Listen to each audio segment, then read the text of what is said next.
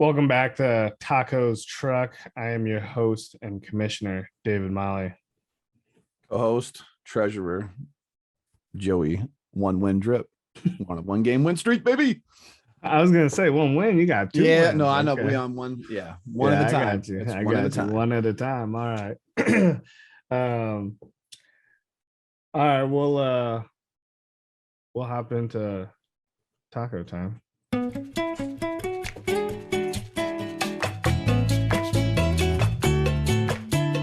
It's time for Taco Talk.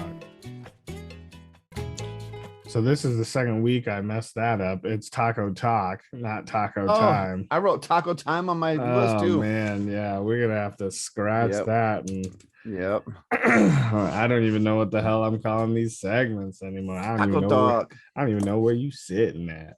All right, what you got, Joe? So I just had a couple questions to kick off some taco talk. What'd you think about the NFL and the lackluster trades at the deadline? It was like all this hype was getting built up. These guys are going here, these guys are going there.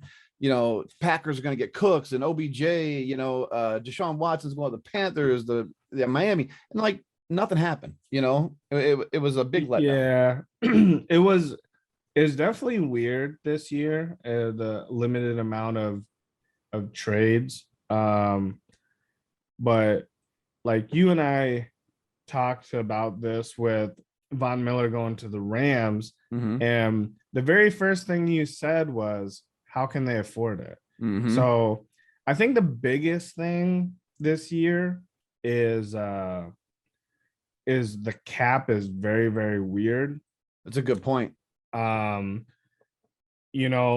I was just listening to Pat McAfee yesterday and they had Rodgers on, and basically they asked him about the potential moves, and and everyone knows, like, in the off season he was like, I need more collaboration, I need to be talked to a little bit more, et cetera, et cetera. He feels like he earns that right as a veteran player and a star player on the team. He said, I want to be the GM. Let me pick. Player GM. Yeah. But even he said, they had to make some reconstruction on some contracts and stuff to even make this year work. Yeah. And he even said, we wanted Stephon Gilmore and we just did not have the money, so we can't be in the race. And I think that has a lot to do with it. I think a lot of teams with the COVID year and whatnot, and that cap going down and taking the hit. That's a really good point, man. Yeah, really good point. I think this year, and like probably for like the next couple years, with the like people getting reconstructed and all that type of jazz, might be a little weird. I think it's going to go up back to what the normal amount of moves that you see towards the deadline. But I don't know. I don't know if that's truly the reason, but that would be my guess, Yeah, I didn't think of that one either. I mean, I thought about money, but not the cap. And that, like you said, a lot of teams, they took a dive this year. The cap went down for like the first time in forever. Yeah. So that's a very good point, man. So after the trade deadline, there was a couple notable cuts. Deshaun Jackson wanted to trade. He didn't get traded, so they cut him. Packers cut Jalen Smith. There's some rumors on some other players. I just want to throw out some names, and you tell me which ones you think are okay, like a possibly cut, definitely not going to get cut. But first one's Trevor Siemian. He just came in for Jameis Winston last week. So let's see. They have Josh coming back, right? Taysom. Sorry. Yeah. Yep. Yeah. He's coming back. Not Josh Hill, just Taysom Hill. Yep.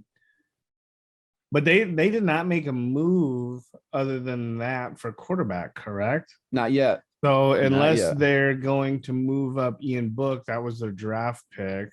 And the only reason I recall that is because he went to Notre Dame. But nice. And Ian Book is actually a very good quarterback. If they have faith in those two the rest of the way, then I could see them cutting him. But with Winston getting hurt, and if they're not going to put their marbles on fucking Ian Book. Well, Yeah, Taysom Book, for yeah. sure. Taysom's the guy. playing. Taysom's 100% the guy. Yeah, that's not where I'm going looking for a backup.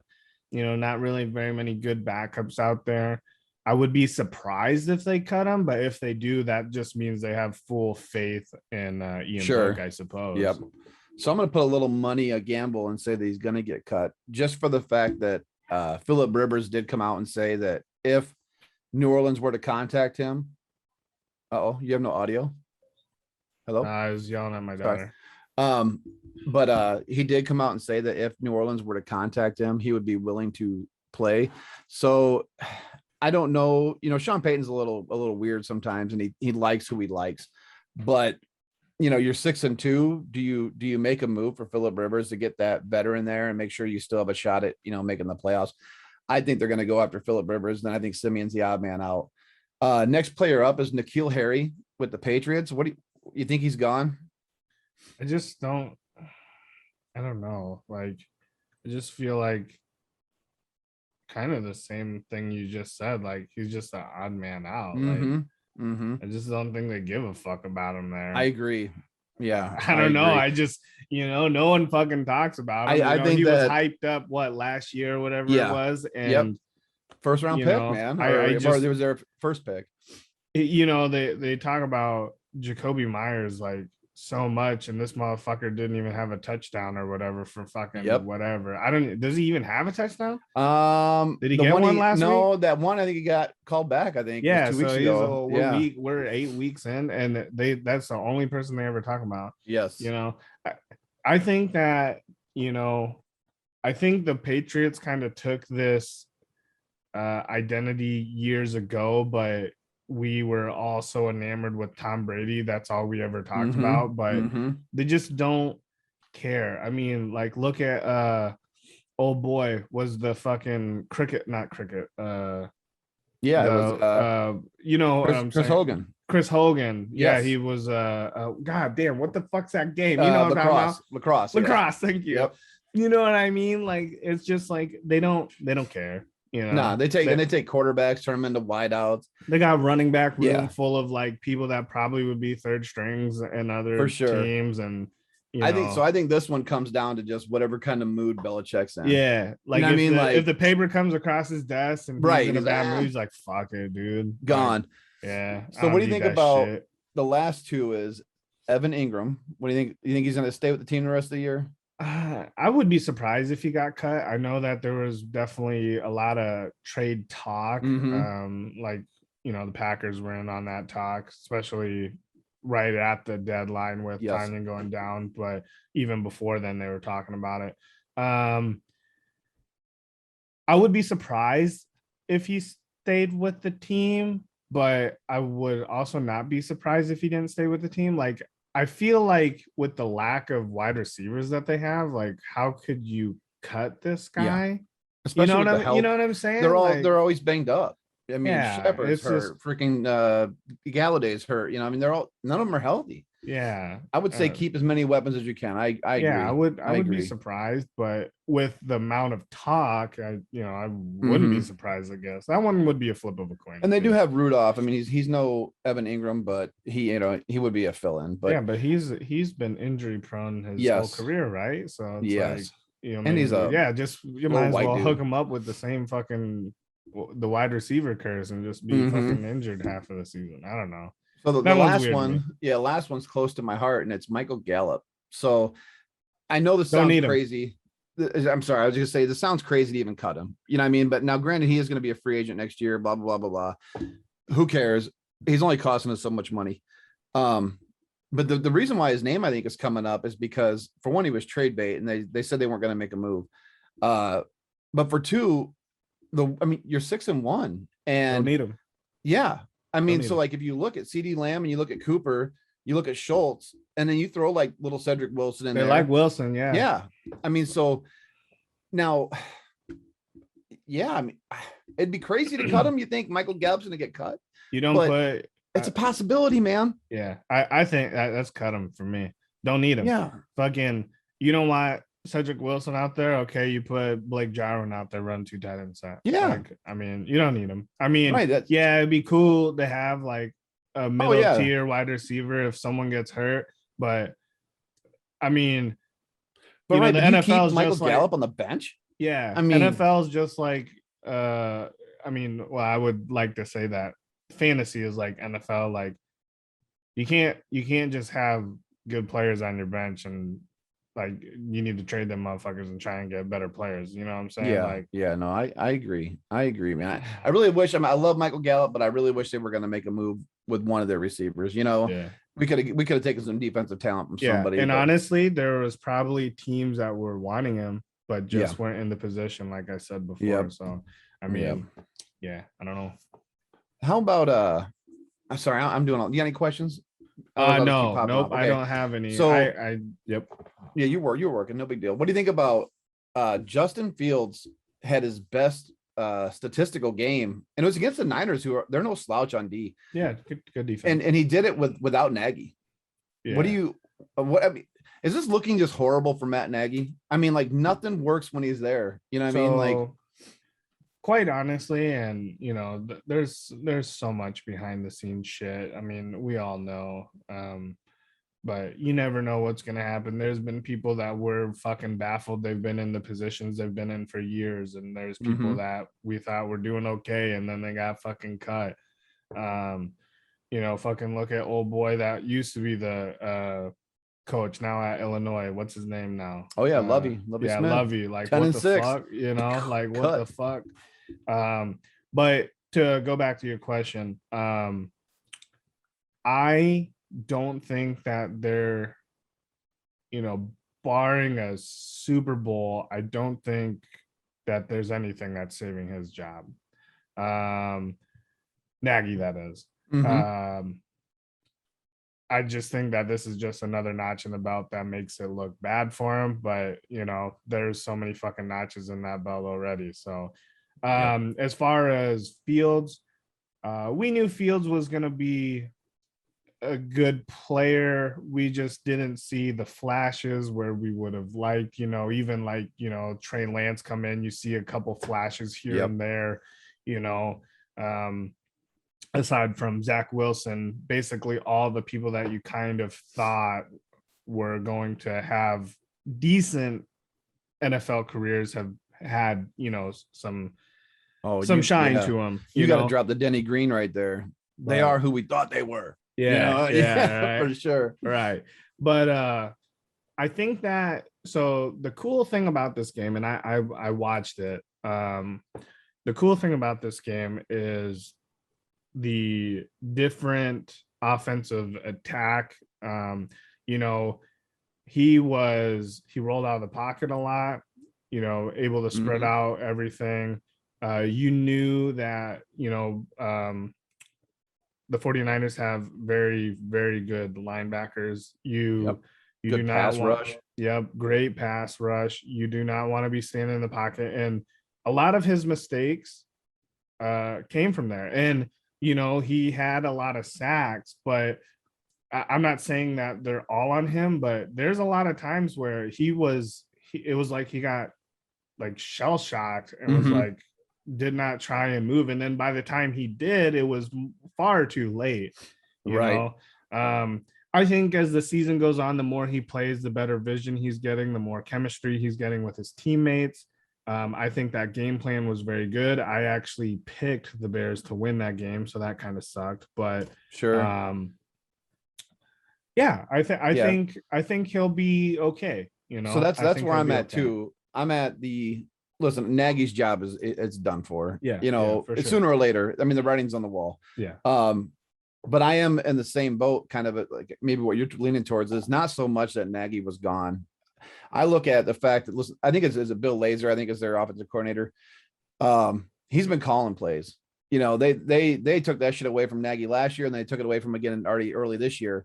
And I just think that the Justin Fields game is him progressing. You know, he's now, what is he, 4 starts in? He's going to get better and better every week.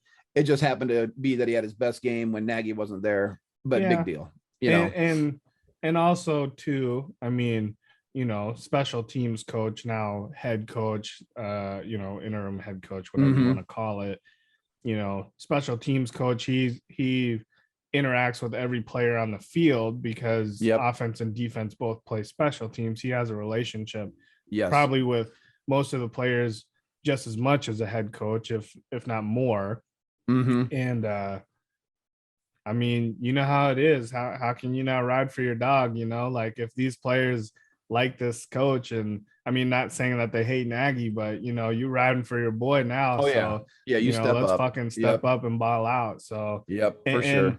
And kind of, you know, I don't want to bring up the Packers again, but you know, Packers beating the Cardinals, Rodgers, you know, before the game, the week of the game, and then after the game said, hey man, no one expects us to win. Let's just fucking free roll it, you know. Let's just fucking ball out and see what happens. You win the game, you know. And maybe that was a consensus around the locker room, like, hey man, we don't have our head coach, like there's no fucking way we win. But really, there's really no way they win without their coach or with their coach. But you know what I mean? I don't know. There's a lot to sports in general, NFL, you know, reverting back to the shit that we talked to before, like there's so much stuff behind the scenes. I think that's what makes sports fun, you know, in general, especially professional sports. You know, I love the game, but yeah, I think Fields is going to be all right. It's any given Sunday, man. Any given Sunday. Well, speaking of those Packers, Joey Drip did say they were going to win by 3 last week. They did win by 3. I'll cut that in. Yes, sir. Yeah, we're going to roll into a Packer question for you. So are you feeling Jay Love this week against Kansas City? We all know Kansas City's defense is suspect. And with that said, the Packers are 6-11 in games where Aaron Rodgers does not start. Now, it's not like Devontae Adams where they were 6-0, now 7-0. They're a little bit rougher without Aaron Rodgers behind center. So are you feeling Jay Love in his first start? So I'm so on the fence about this, and I try and not. Anyone that knows me, I really take a realistic approach to life. So I really am trying to take a realistic approach on this. The one thing I will say is Love has been in the system for a while. He knows the playbook. He knows the cadence. He knows everything that needs to be done. He will, more than likely, he will have his star players around him. And then on the other side of it, like, I still think the Chiefs are. I don't think the Chiefs are good. I think when people think of the Chiefs, it's almost like not a fairy tale, but you know, it's like a, you know, everyone just talks them up for years, like they're not the same team. I mean, you can see that on the field. Their defense is suspect, like you said, and quite honestly, their offense is suspect too. So I think as long as Jordan Love basically can play turnover free football, I feel like they would have a chance. Yep. So I'm in the same boat. And I'll just, go back to last week. Cmon came in middle of the game, beat the Super Bowl champs, and they have a lot better defense than Kansas City does, right? Cooper Rush was able to plan all week long, first team in case Prescott didn't play. Went and beat Minnesota in Minnesota. A lot better defense than Kansas. Yeah, better than Kansas City by far. Mike White, again, came in 400 yards. I mean, so I think, like you said, Jordan Love's been there now for this is his third season, right? Third. Either way. Yeah, second. But he's, so, and he'll have all week to prepare. I believe Adam should be back. Lazard, I think he'll be back, right? Was he in the same COVID? Okay. He's already released off. So I mean, of any game that you're going to come in and get your start, why would you not want to go against one of the worst pass defenses in the league? And their pass rush is very shitty too. But they did just trade and get Melvin Ingram, but I don't think he's going to have a huge impact right away. Right. I think they have a fighting shot. I think Vegas said they changed their odds like +8. I mean, come on, it's going to be way closer than that. So. And you're going to get a heavy dose of Aaron Jones just running down that throat. So Aaron Jones, I like Jordan Love. Like I said, no turnovers, keep that ball safe. Throw over 250. I think he's good. So they have a good shot. Yeah. I think the biggest, like a lot of people don't think about this, but I think the biggest thing that is in Jordan Love's favor is our offensive line has been playing really, really good. So you have a really good offensive line against a not so good pass rush. I feel like he's gonna at least have some time to not fuck up, if that makes sense. Like, and he won't have Aaron Rodgers over his shoulder because he won't even fucking be there. So no pressure, baby, no pressure. He'll probably try and FaceTime in. Yeah, right. Glass of whiskey, 3-finger pull. But what about last one is thoughts on our league so far? Our league interleague play right now is 9-9. We are evened up every single week, 3-3. Great. It's great. It really is. It is. Everyone knows I've said this exact quote probably 100 fucking times, but I just love this league and I have a soft spot for this league. When people talk about other leagues, I know it sounds like kind of shitty, but I don't even give a fuck. Like there's literally no other. I'm in 4 other leagues, and one of them I've been in just as long as this one. And I don't know, people probably heard me talk about it, but it's with a group of friends, all in Clinton, and it doesn't hold a candle. I could win that league, and I don't give a fuck. Yep. I don't know. This league is amazing, and the 9-9. We talk a lot of shit between Pocket Dog, Second Harvest. Obviously, Second Harvest is better, but for sure, I want him to win every week. Let's go. Right, but 9-9. That's awesome. It really is. It really shows. I can go back and show you the history of our league and how it's progressed, and there has always been a significant gap from the top to the bottom. This year's a little different with Kilo going 8-0, but it's just special to me. It's a lot of people in this league have really stepped up.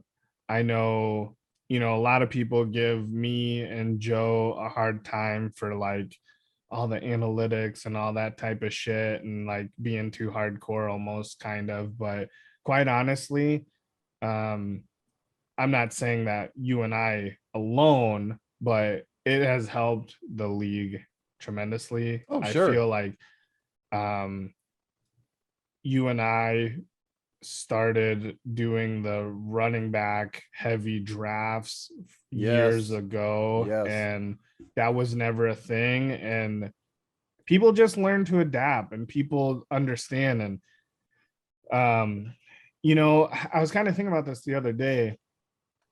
So I've been looking, like trying to make a couple trades, and it's just really hard to make these trades, and not because I don't want to give up certain players, but everyone's team for the most part don't have like too huge of issues unless they have injuries. That's obvious. Like you look at Matt's team at the beginning, like obviously he could have done with some trades, but he's also minus 3-4 fucking players because they're all hurt. You know what I mean? But I don't know. I look at this league, I check our league every day, and I look at this group of people. There's some people in this league, I just think to myself, like, what in the fuck are they doing? But also at the same time, like they're doing well, it's like, you know what I mean? It's like, I don't know. We in one sense, you kind of have like frequent flyers, right? That are usually, pretty good. But I mean, we are very diverse, man. I mean, we got teams like, look at Kilo this year, undefeated. Tom this year, 2-loss team. We got guys that, 1 year you're in the bottom, the next year you're in the top. You might. We are all over, and that's because, like you said, people adjust. And talking about trades, I look at trades every week, and this is the first year where we really don't have.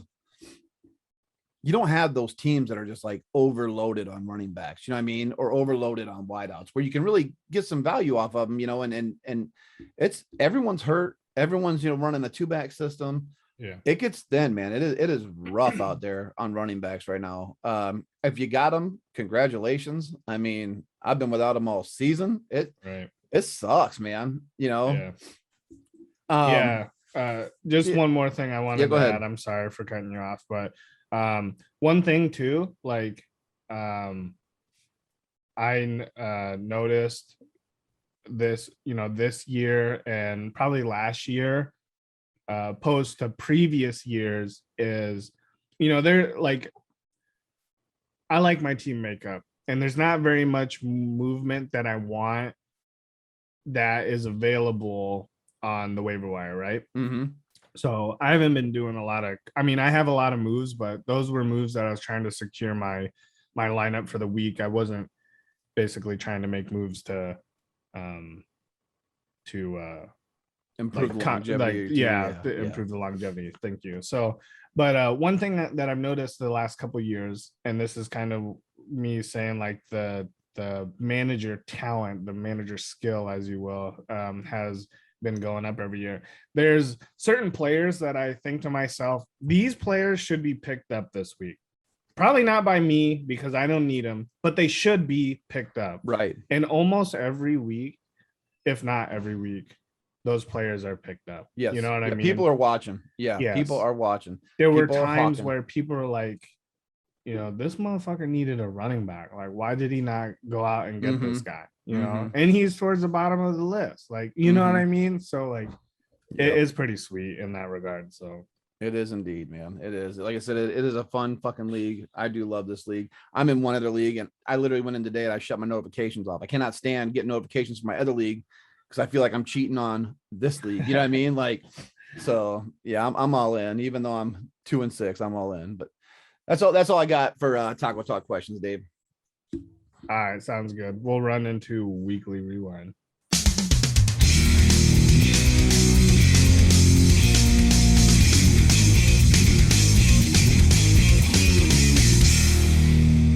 Weekly rewind. All right, weekly rewind. We have Sean Varner squeaking out a win, 98.8 to Drake's 90.3.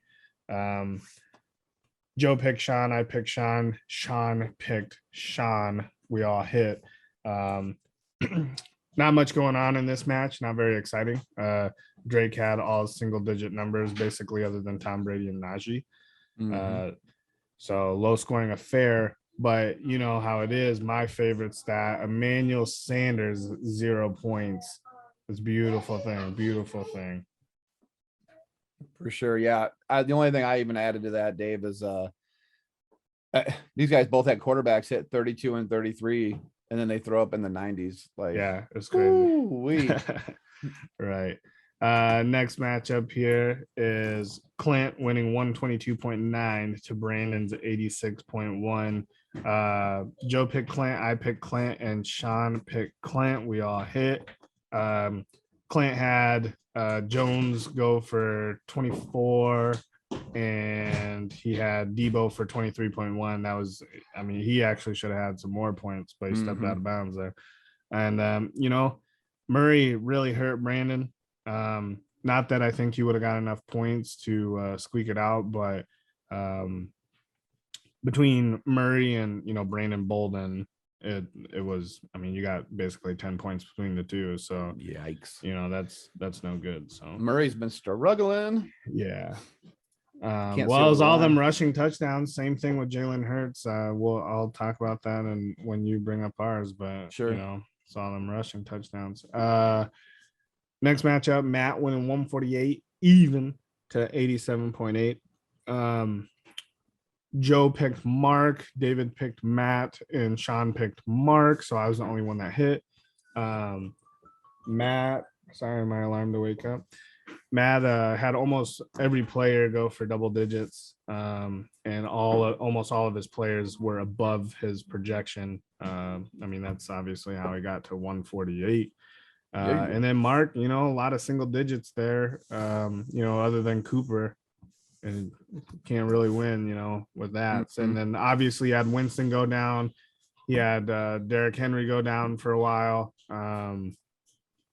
you know, I mean, and then if you look at the scores of every other player on his team, they're all in low scoring affairs.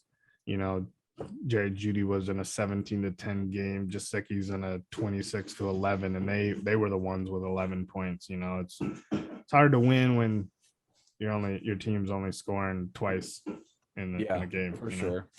Maybe if Prescott would have played, it would have helped him out, you know, but like I said, 148, 80, 88. I mean, it's good luck making that up. Yeah. Yep. On the other three, we had Kilo over Marshall, 107 to 68.5, the season low so far by Marshall. And he was led by Robert Woods with 20.7 of those 68 points. And then Kamara had 16. So you take almost 37 points. He got another 31 out of the rest of his squad. So he was getting smacked up. Kilo had 54 from his Ram stack and 16 from Deontay Johnson. But he should be counting his lucky stars, man, because you come away with the W scoring 107 in this league. You know, I mean, he's another one that snuck it out. Him and Sean both kind of eked out this week. So, yeah, like I know we're going to cover my matchup, and I'm not mad that I lost, but it's just like I had 119.6. And there's a 68.5, 107, 93, 116, 98, 90, 86, 87. Like I just played the wrong fucking person this week. Like I scored more than fucking 3/4 of the league. Like it's fucking whack.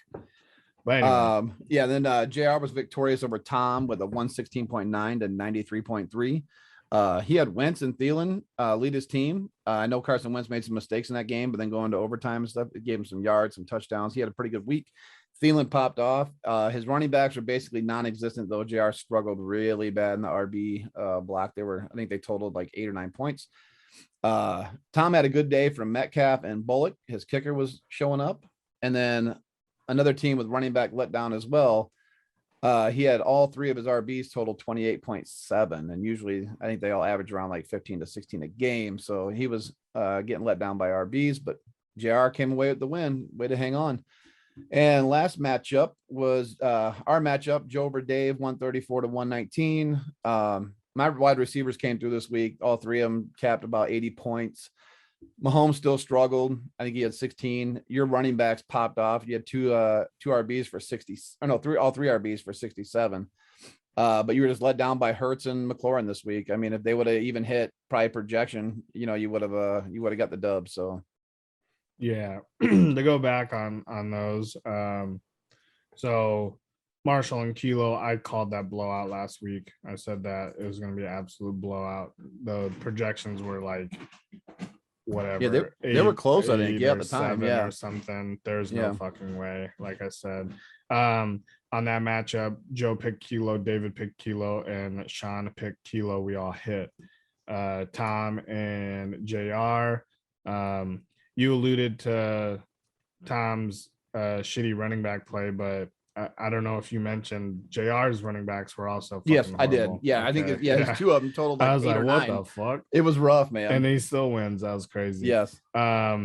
There, Joe picked JR, David picked JR, and Sean picked JR. So we all hit there. And then obviously on my matchup, oh fuck, I gotta go back. I'm sorry. I gotta go back. I'm sorry. You're good. Kilo's matchup. I can't believe you didn't hit him with a come on, man. He has Cooper Kupp go for 24.5, no kicker, and he potentially could have got. I know. I did have it in the somewhere later on. Maybe I took it out, but yes, Kilo again, 2 weeks in a row doesn't play the fucking money spot, and I did put it in here later on. Yeah, go ahead. So and it's crazy. Like I know he won. It's all hindsight, but he scored 107 points. He could have easily lost. Yeah, yeah. I mean, who doesn't want $20, bro? Yeah. Well, no. I mean, the $20 aside, yeah, I understand, but like 107, that's below league average. Yes. Like he still could have lost the week. You're what telling I'm getting me at. I understand you don't want to drop like Justin Tucker, but you're telling me that you can't drop any scrub on your bench to go get a kicker for a week. I don't get it, bro. Don't get it.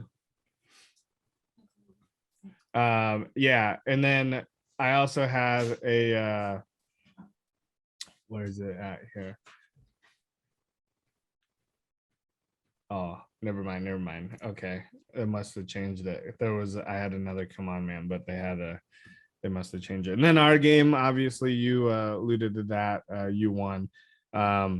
Yeah. So the rough wide receiver play for me. And then obviously Philadelphia scores 4 touchdowns. I They're know. all rushing. All So rushing. that Yep. sucks. Yep. In that game, Joe picked David, I picked Joe, and Sean picked Joe. So Are you 6-0 this week? yes. Oh, David, jeez. David and Sean hit there. So Joe was 4-2, and I was 6-0, and Woo. Sean was 5-1. Not bad for the first time here. Joe is 25-17 for the year, and I finally broke even 21-21. Oh shit, he's coming. Yeah, Here he comes. So nice. all right, we'll move on to busted or busting.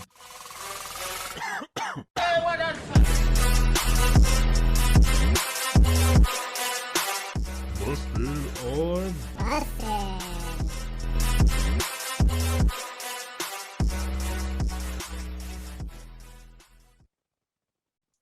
Yeah, go ahead, Joe. What do you got? All right, fellas. So a little bit different this week. I'm not going to do 3 from each division. I just got some quick ones here for us since we're kind of on this mid-season little kick and talking about our league. So busted for the week. We had 5 teams under 100 points this week. We had 7 quarterbacks score under 20 this week. We had 2 double goose eggs this week. And we had a team play no kicker again on a week where it was wide receiver kicker for the 20 spot, as we just talked about. Kilo. Motherfuckers, we be busted. And then, hey, we busting. We had 6 running backs go over 20 this week. We had 10 wide receivers over 20 this week. And then this stat is going to blow your mind. So far on the season, both divisions, total points scored is divided by, it's a 23-point difference. 23 total points. So Pocket Dogs. What team's better? Pocket Dogs is better than Second Harvest by 23 points right now. We have scored 5,947 to 5,924. But get this, we are averaging as a league 123.7 points a week. We're on the way up, baby. And as we and as we talked about earlier, interleague play is 9-9, man. We are busting right now, boys, as a league. I love it. That's all we got. Just 1-1, man. All right. Nice and quick. I like it. Buy or sell?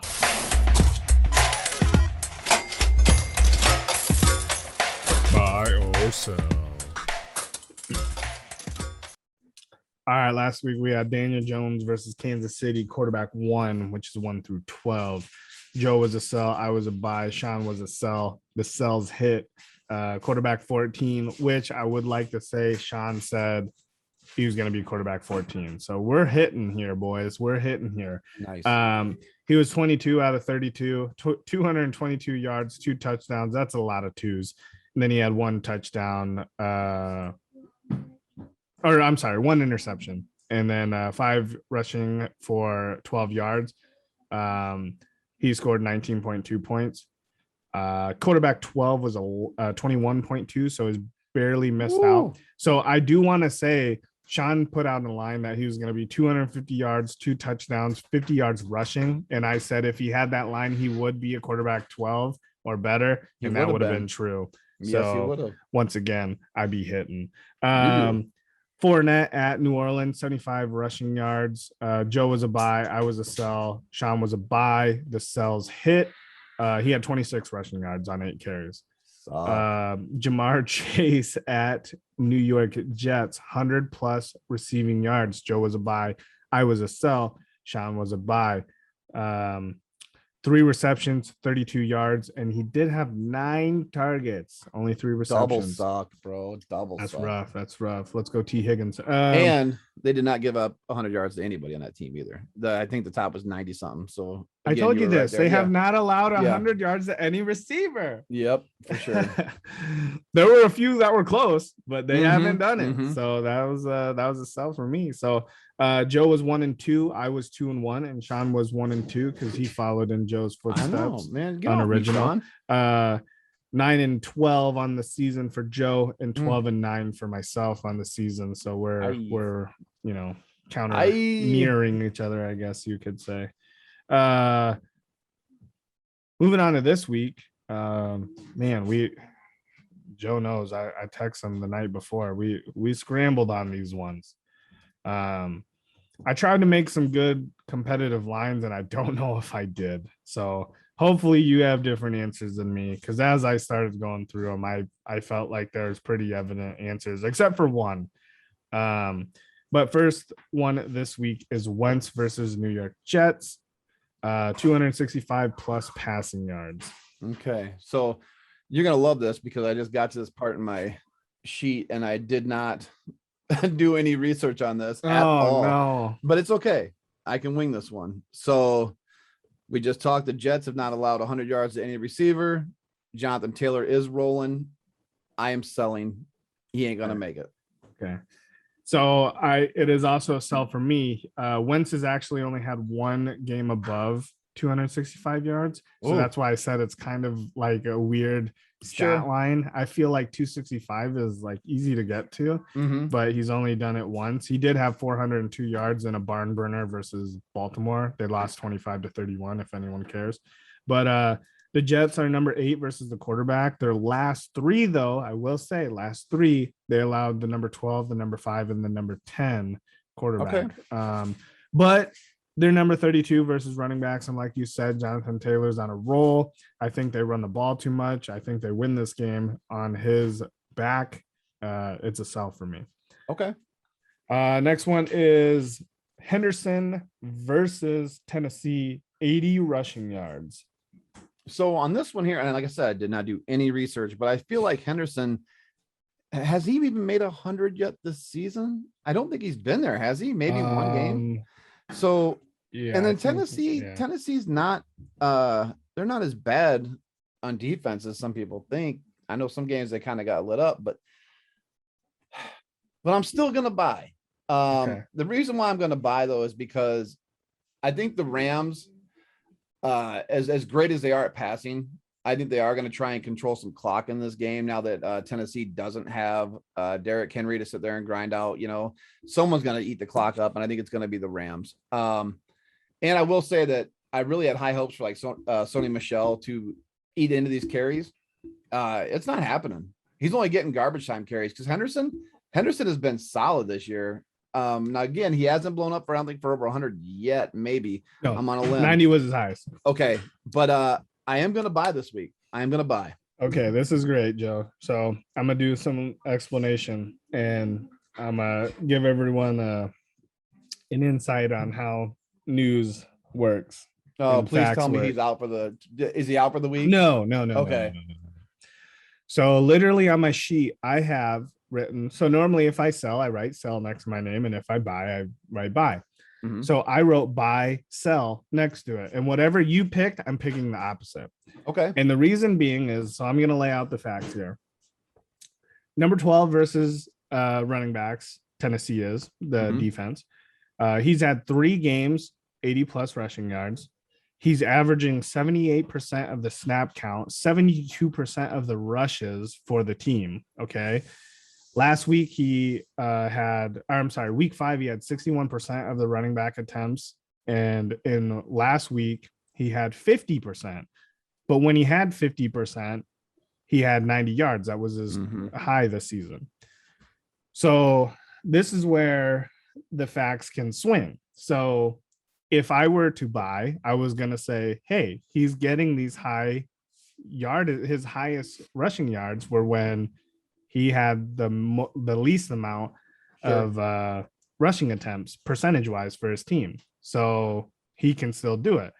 Now that I'm selling, because I'm picking opposite of you, I'm going to say, well, he just isn't getting enough rushing attempts. So I don't think he's going to get it. All right. It's a good sell. I like it. And then the next one is Cooper Kupp versus Tennessee. 2 touchdowns. So this one is easily achievable. I mean, it is. It's just 2 touchdowns, and Cooper Kupp can get 2 touchdowns against anybody. Of course, you know what I'm going to say with the emergence of Robert Woods lately.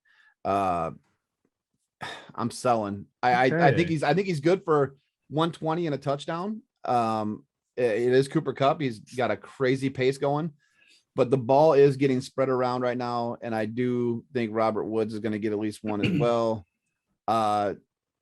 2 is a toss up. It's 50-50 for me, but I'm going to go on the sell. Yes. All right. So I put buy because I figured you were going to sell, because I thought, and you kind of alluded to this, but not completely, but I thought you were going to say that 2 touchdowns is just hard to get. So, sure. But Cooper Kupp has had 2 touchdown games, 4 games this year. So half of the games. He's the number 1 wide receiver in the league, and he's going against the number 32 defense against wide receivers. So for that, I'm going to take a shot in the dark, just because it's fun, and I'm just gonna say bye. So. All right. Maybe I can catch up. Maybe. Yeah. We'll see. Or I'm gonna go farther in the hole. Yeah. So week 8 positional points was wide receiver 1 and kicker. Joe won with 35.4. So if I remember right, Kilo had 24.5. So all he needed was his kicker to get 9 points. 11. Yep. Or 24. Yeah, no, sorry, that's 26, but no, 24. Yeah. You're right. You're right. He needed 11. Yeah. Week 9 is wide receiver 2 tight end. So we'll have to make another post for the wide receiver spot. Let's move into future forecast.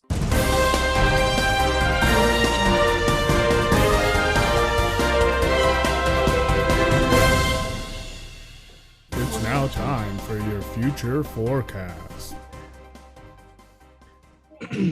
All right, first game we got Drake versus David. I don't do this a lot, but I'm picking myself this week.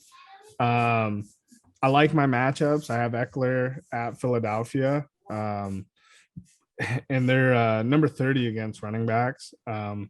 Higgins versus Cleveland, they're number 22 against wide receivers. Parker versus Parker. Oh, Devontae Parker. Yep. Yeah, I picked up Devontae Parker. Sheesh, I don't even know my team, boy.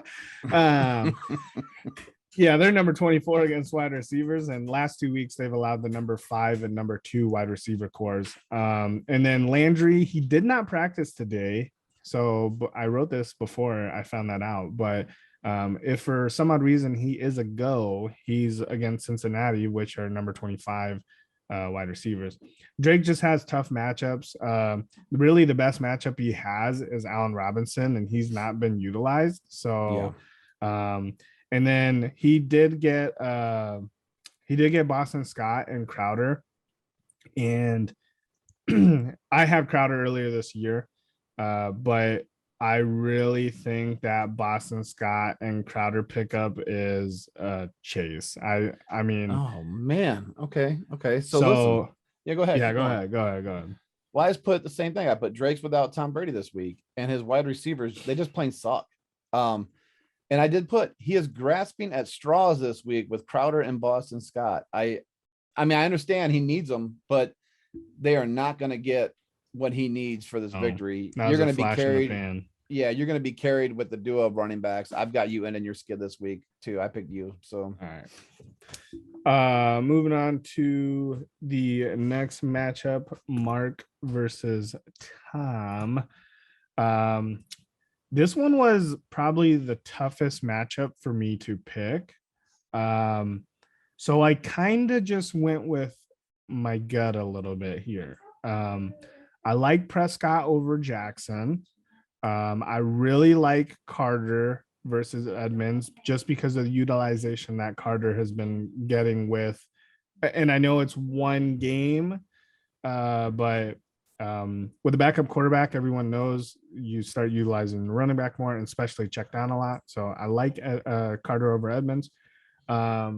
Robinson being hurt affects Tom's points, whether he's in the game or not. He's going to be on a pitch count, but there is talks of him not playing. I really do like Tom's wide receivers. They have good matchups, but so does Mark's. I almost said Joe because I'm looking at his icon and it's a picture of you. I think Claypool's going to go off against the Bears. They're number 28 against wide receivers. And Gesicki is going against Houston, which is number 27 against tight ends. I know the points, the projections sway towards Tom, and Tom's been on a good run here, but I I look at the matchups, it's very, very close, but I don't see how Mark loses. I don't know. Okay. Okay. So I have, where am I at here? Mark's going to welcome back Dak. Cooper's going to find the end zone at least once. I like it. Jaceki, solid game as well. But I do not expect another game like that out of Carter. I mean, maybe a 15-pointer. We'll see, but nothing similar to last week. And Pollard is only going to get so many touches. Yeah. Without his stud running backs, with Henry and then Gibson being on a bye, I think Mark's a little bit in trouble this week. Tom welcomes back Jackson off his bye week. And now he has his favorite target, Hollywood Brown, in his lineup for a little bit of a stack. He also might be getting Kittle back. And then as much as it pained me to let go of Zach Moss, because he has only been in single digits one time this year, he is a solid 12 to 15 every week. He's going to have a nice game against the Jags. So I've got Tom eking this one out. Okay. I like it. Moving on to Kilo versus Sean. I'm not gonna lie, I hate to do this to you, Sean, but I didn't really write very much because this is a motherfucking blowout, boys. Kilo's winning this, and I mean, there's no looking back on this motherfucker. I literally wrote premier players with easy matchups for Kilo. It's unreal. His matchups are insane this week. Yes. And if you look at all of his players, they're just absolute fucking studs. We need to call out a fucking goddamn Area 51 fucking attack fighters and kill all these players, or else Kilo's gonna win this goddamn season. It's bullshit. They all need to ride shotgun with Henry Ruggs. Yeah, we need Henry Ruggs to get fucking 154 miles Uber per driver hour and fucking smack these bitches head on. Uber, like, Uber what driver. in the fuck is going on here? I mean, don't get me wrong, I like Sean's team, but they have harder matchups. You know, Emmanuel Sanders scares me, even though he shouldn't. I have Emmanuel Sanders in some other leagues, but you know, you got the killer's replacement, Brian Edwards. He hasn't been fucking utilized all year. He's like got an invisible cloak from Harry Potter or some shit. Mm-hmm. Yeah, this is a blowout. There's even the projections 30-point swing. Yeah, it's gonna be 30 plus. There's nice. So I literally wrote, Sean, find something else to do on Sunday. Do not watch your app. Kilo is back to full strength in his lineup. Bye weeks, be gone this week. He's good. Sean, you still have one of the worst wide receiving cores in this league. It's not a good day when you're relying on Emmanuel Sanders to be your anchor for your wide receivers. Yeah, that's your best wide receiver. Yeah, I understand Edwards and Gage have potential to be the new number one with Ridley gone and Ruggs gone.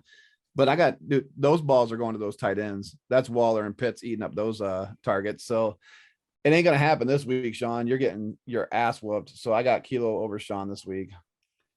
Right. Then on my side, I've got Joe versus Clint. So I wrote this is going to be a really close matchup. And then I found out that fucking Barkley tested positive for COVID today. With that said, he did have his vaccination, so he gets the opportunity to get tested every single day up before the game. Right. So he can have a negative test. He can play.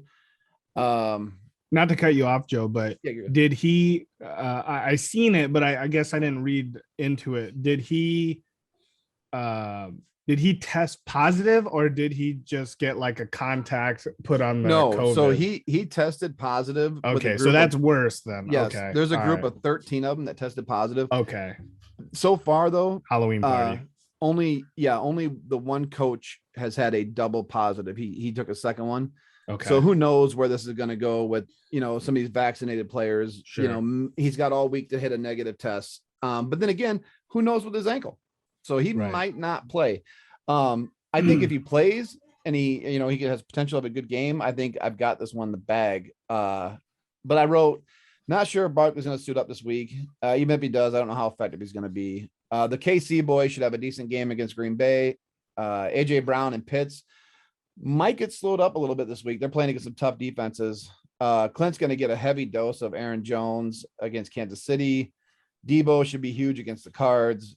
Herbert has struggled of late, though, but that should kind of turn around this week. He's playing the Eagles. I mean, if he can't have a good game against the Eagles, then maybe there's something wrong with him, but maybe a little injury we don't know about. But I am going to pick myself to get on a roll. I'm taking 2 in a row this week for the first time all season. I probably shouldn't, because every time I've picked against myself, I've won. But this is the week, baby. I'm going on a tear. I'm gonna eke it out. Man, when you give out that last stat, that doesn't make me feel great about my pick. I picked Joe as well. I like Joe's matchups. He's got a lot of green out there for his opponent's rankings. But one thing I will say, basically everything Joe said was basically how I felt on all this stuff. But the one nice thing is if Barkley is out, you do have a potential good game. I'm not saying he's going to have a good game, but a potential good game. I know his projections aren't the best, but you could see some points potentially out of Darrell Williams, because there is a possibility that the Chiefs just manslaughter the Packers. So yes, that's something to look forward to. Edwards-Helaire has not been cleared yet. So, and even if he is, I mean, they've been running to, I mean, they had, Frank Gore's grandson, according to fucking Strahan. Yeah. But you know what I mean? Like, yes. I feel, I mean, it's not the points that you want to be searching for, but it's definitely better than 0. So yeah. Oh, yeah, he's definitely going in the lineup if Barkley's on the right. And then on Clint's side, Herbert against number 9 defense, Elijah Mitchell, who may not even play, rib injury, but he's going against number 7 defense. Keenan Allen against number 3 defense in Philadelphia for wide receivers, and that is actually a good defense for the most part as far as their secondary. Zach Ertz going against the 49ers, number 10 against the tight ends. It's just, he's got a lot of tough matchups. Sure. Yes. So I definitely picked Joe on this week. All right. Next one is JR versus Marshall. This is a legit toss-up for me. Without Rodgers, it kind of hurts them both a little bit. So obviously Marshall has Aaron Rodgers and JR has Devontae Adams. So JR is in a bad matchup week. His best matchup is Goddard versus the Chargers. He does have a lot of red. Maybe after that it's Chase versus the Browns, and the Browns D can step up sometimes. So Marshall, he is going to have to play Kirk, and he's going to have to rely on a huge game from Kamara and maybe Robert Woods. But I got Marshall winning, but I got these guys just cracking barely over 100. I think it's going to be, that 105 to 100 mark.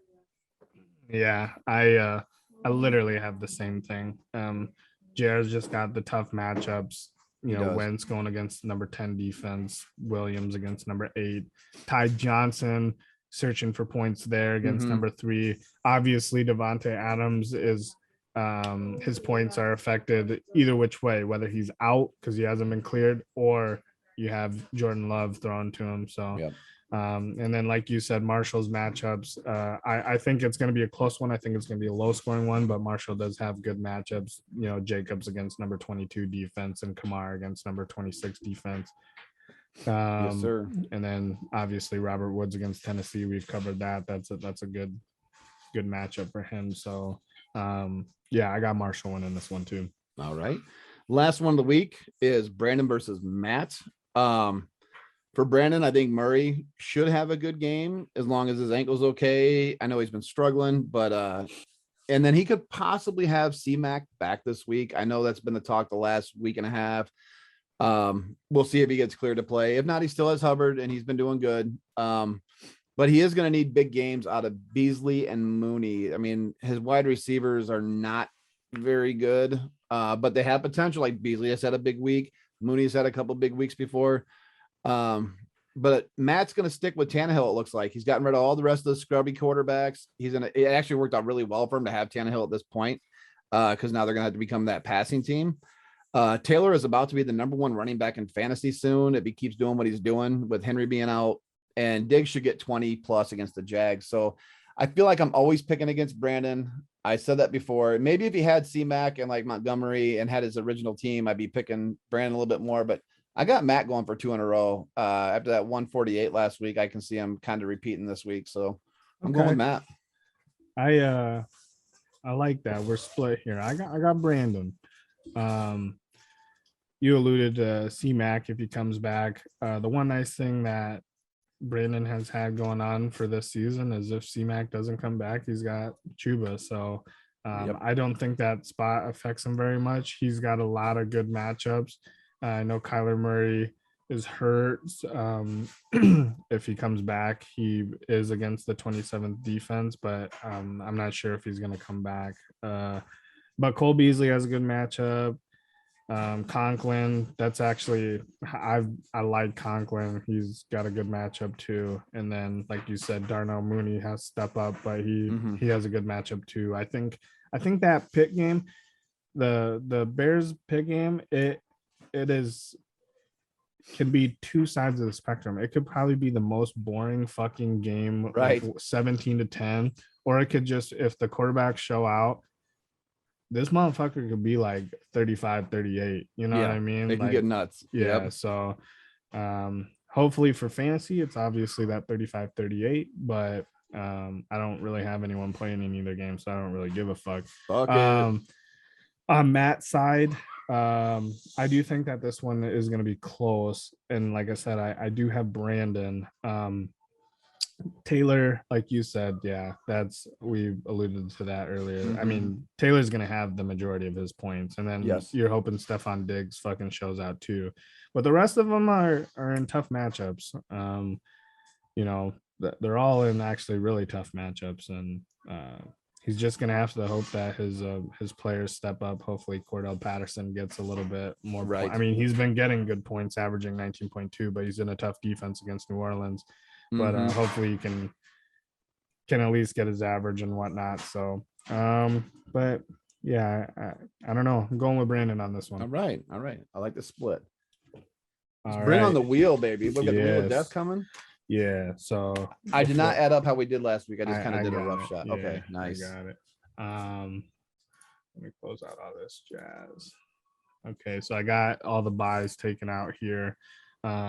Before I share my screen, try and keep that to a minimum. So we had Joe with Mac Jones 11 points, Jamar Chase 13.1, Jefferson 4.1, Eckler for 24.4, Jonathan Taylor for 21.2, and David Njoku for 6.9. Overall 80.7. David was Josh Allen for 32.5, McLaurin for 6.5, Tyreek Hill for 27.4, DeAndre Swift for 8.1, Joe Mixon for 25.1, and Goddard for 13.2 for 112.8. And Sean had Josh Allen for 32.5, Cooper Kupp for 24.5, Darius Slayton for 0.0, Derrick Henry injured 6.8, and James Robinson 4.9, and Kelsey 4.7. He had 73.4. So I ended up winning. Joe's 3-2 for the season. I'm 2-3 for the season, and obviously Sean is 0-1 for the season. All right, we know the name of the game. Winner goes first. Oh yes, I'll go first. I don't win these very often. I forget. All right, start it up.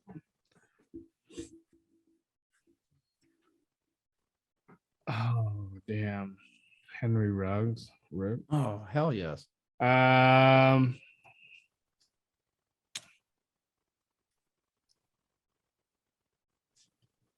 Honestly, I can't remember. Is Darren Waller playing? He was hurt, right? I think he's playing. I think he's in Kilo's lineup right now. Let me just double check. Kilo has best in slot. Waller, he's questionable. He's day-to-day with an ankle. So, I mean, yeah, he's probably. Yeah, They had a week 8 bye. So, he's probably going to. I'll take Waller. If I lose, I lose. Yeah, I'd take Waller too. All right. If he dies, he dies. That's right. 49ers, Joseph. Jeez, what the fuck? I'll take Debo. Taking a couple injured players at the beginning. Yeah, it's a gamble. It's Rough out crazy. here. They said we're gonna limit him because his hamstring. He looked pretty good out there. You know what I mean? Yeah. He's out there balling. The Dolphins. Oh, you just took a tight end too. Yeah, that's okay. I will take. I will double down and go with Devontae Parker. Yes. Yes.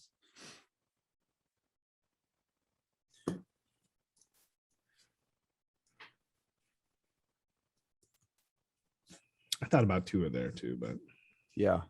Cardinals. Yeah, I wouldn't have been scared there. That'd have been all right. Cardinals. Ugh.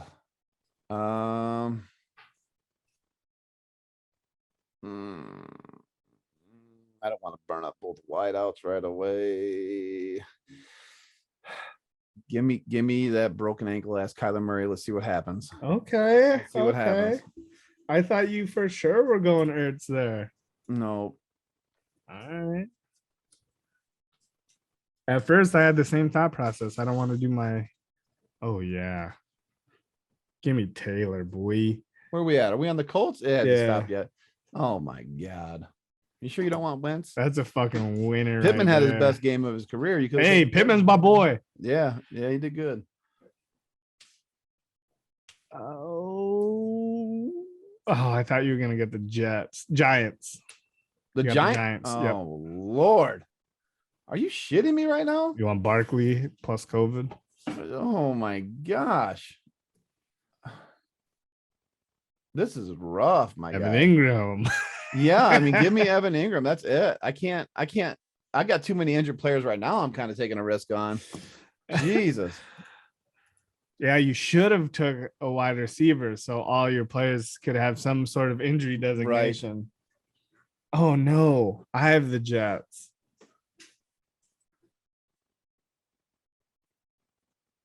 Mr. Cartier. Yeah, I think I'm gonna go with Michael Carter here. All right. I talked him up during the future. There you forecast. go. Yep. I'll double down. Hype train. The Saints. The Saints. Jesus. I'd rather take. Can I get those Gilly Hicks? You want Michael Thomas? 5 for 28 up there in the corner. Can I get some Gilly Hicks undies? those look good. Dang, man. What is going on? Jesus Christ. Give me Kamara, I guess. Yeah. I mean, it is what it is, but I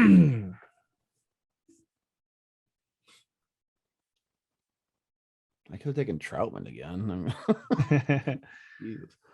Okay, I got the Ravens. Oh, so it's either between Marquise Brown. I don't like gambling with the quarterback spot, but I'm gonna take Marquise Brown. Okay. So Hollywood, whatever quarterback I get next, hopefully. Yep. So what do I got? Tight end and no, you have wide receiver, running back. You took Evan Ingram, remember? Oh, that's right. I took Ingram. Yeah. Oh, stop it. The Jets. What the fuck?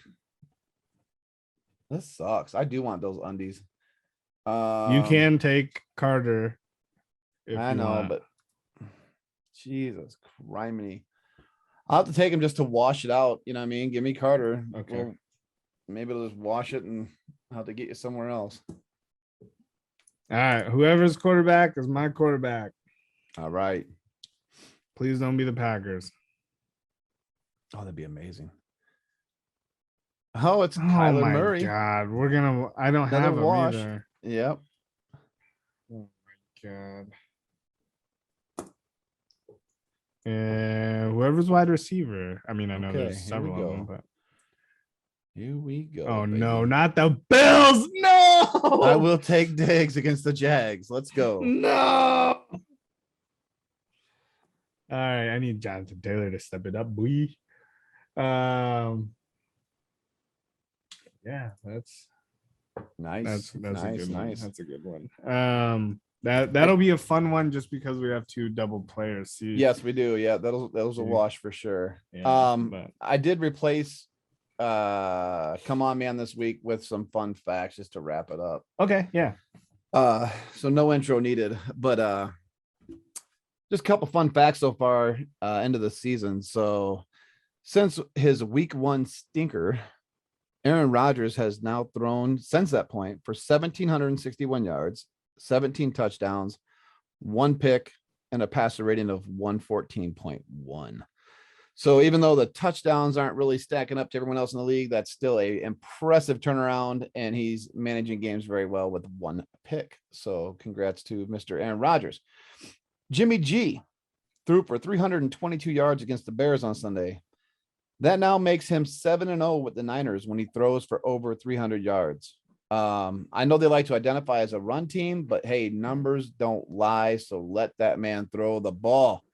Could be undefeated. You never know. And the new Washington football team kicker, Chris Blewett, he has had, this is crazy, 3 of his first 5 field goal attempts have been blocked. Good special team plays. Yeah, this dude, I think he's trying to line up like an extra 10 yards back. Just snap it to me back here. Let me get this kickoff. 3 of 5. That's insane to me. And so did he blow it or did they blow it? You know? But yeah, for sure. Yes.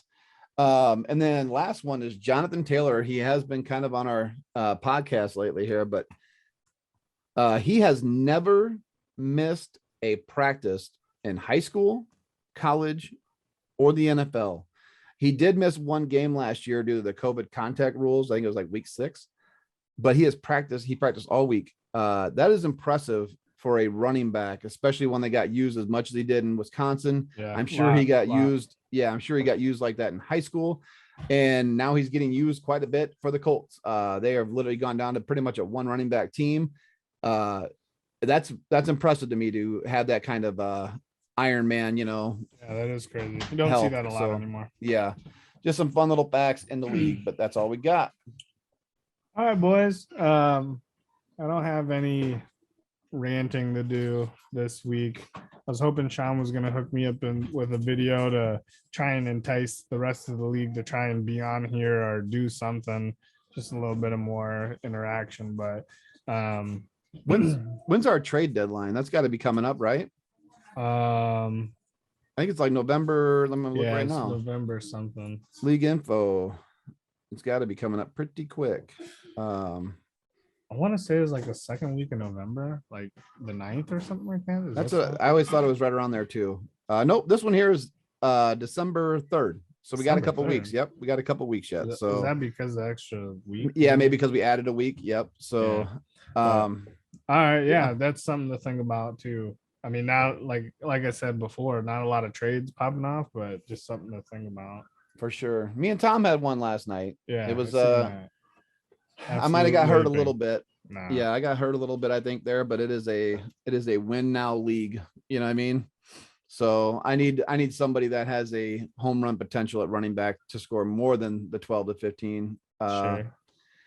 So I actually really wanted Robinson. He was willing to give me Robinson in that deal, but with his health being a little questionable and with Saquon's health being questionable, I can't risk it. So I had to take the split back with Chubb, but either way, hopefully it pans out. So yeah, for sure. All right. Well, I don't have anything else. So for a week 9 Tacos Truck podcast, I am David Molly. Yep, Joey Drip signing off. All right, boys. You have a good one. Thank you for listening. Peace.